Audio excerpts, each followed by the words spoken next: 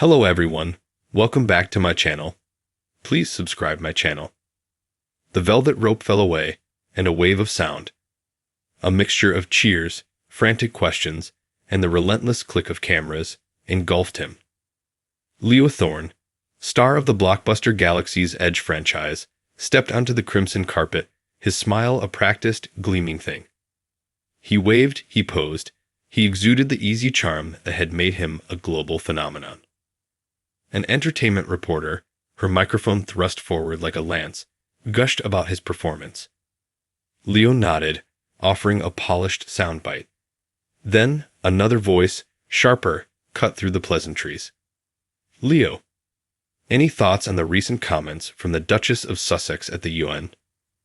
The change in Leo was instantaneous. The polished smile tightened, his eyes, previously twinkling with manufactured warmth, hardened into two chips of flint. He leaned toward the cluster of microphones, his voice dropping from a genial baritone to a low, carrying sneer. "That woman?" he said, the four words dripping with a venom that silenced the immediate crowd. "Needs to disappear."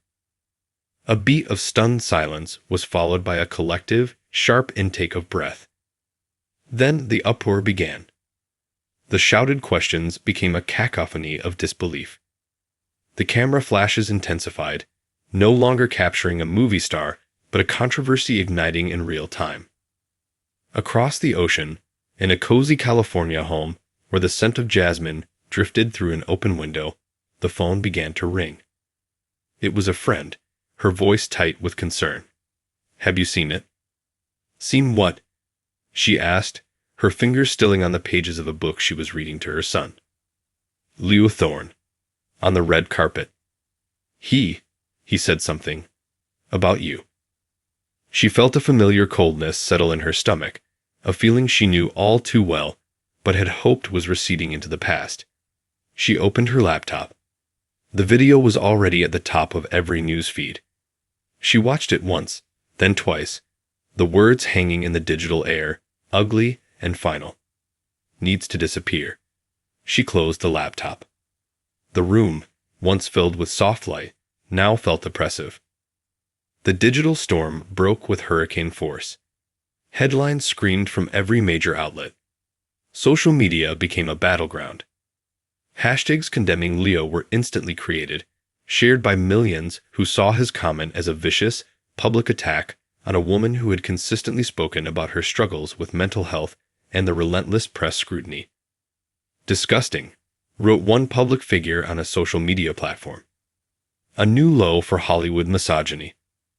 To tell anyone they need to disappear, especially given the history, is abhorrent," stated a prominent charity she worked with. But there was another, darker undercurrent. From the shadowy corners of the internet, his supporters emerged, a chorus of agreement. They amplified his words, twisting them into a battle cry. They flooded comment sections with vitriol, celebrating his bravery for saying what they claimed everyone was thinking. The four-word remark became a weapon, dividing families and friends over dinner tables and digital spaces alike. Leo's publicist, a woman named Brenda, with a perpetual air of someone putting out fires with gasoline, was already on the phone.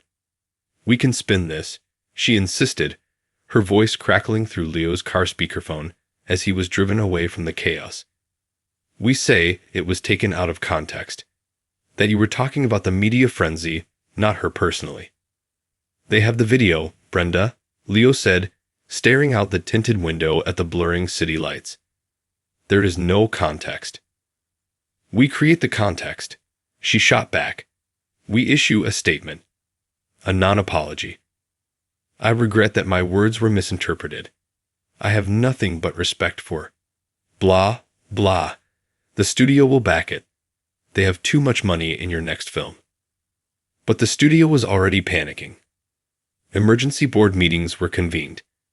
The pristine image of their golden boy, the charming space hero, was now tarnished, associated with ugliness and hate. Sponsorships, carefully cultivated over a decade, began to waver. A watchmaker, a cologne brand, both sent terse emails about reviewing their partnership in light of recent events. Back in California, she walked through her garden. The anger was there, a hot, sharp stone in her chest, but beneath it was a profound, weary sadness. It was a reminder that no amount of peace she built, no walled garden or private life, could fully protect her from the casual cruelty of a stranger with a microphone.